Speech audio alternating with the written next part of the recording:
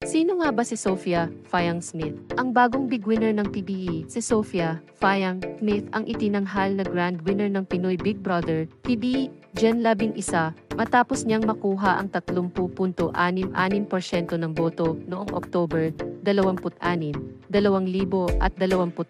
Matapos ang 14 na linggo sa loob ng bahay ni Kuya, marami ang nanabik na malaman kung ano ang susunod na hakbang para kay Fayang. Ngayon, kasali na siya sa hanay ng mga kilalang winners tulad ni Nini Tamayo at Kim Chu na nagtagumpay din sa kani-kanilang showbiz careers. Ano kaya ang mga oportunidad na maaaring dumating para kay Fayang matapos ang kanyang pagkapanalo? Ang tagumpay ni Fayang ay espesyal dahil siya ang unang PE winner mula NCR simula noong 2014 na. Ipinagmamalaki niyang kinatawan ang Mandaluyong City at kasama ang iilang kalahok na mula rin sa National Capital Region sa season na ito. Ang kanyang pagkapanalo ay nagbibigay inspirasyon lalo na sa mga kabataang nais pumasok sa PBE mula NCR. Paano kaya makakaapekto ang pagkapanalo ni Fayang sa mga susunod na kalahok mula lumaki si Fayang na humaharap sa mga hamon sa buhay? Ibinahagi niya kung paano pinilit ng kanyang ina na isang overseas Filipino worker na may taguyod sila sa kabila ng mga pagsubok.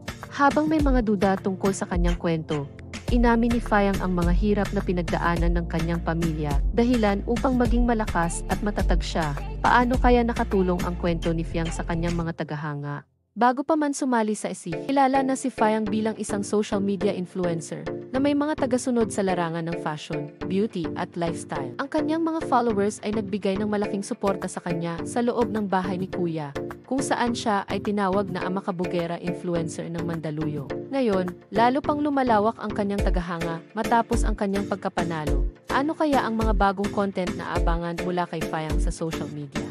Kilalang matapang at totoo si Fayang, kaya't kahit ilang beses siyang na-nominate para sa eviction, nakuha niya ang respeto ng marami dahil sa kanyang pagiging prangka. Kahit may ilan na hindi sang-ayon sa kanyang estilo, pinuri pa rin siya ng marami dahil sa kanyang pagiging totoo. Ang kanyang pagiging natural sa loob ng bahay ni Kuya ang nagdala sa kanya sa tagumpay. Ano kaya ang mga susunod na hamon na harapin ni Fayang sa showbiz?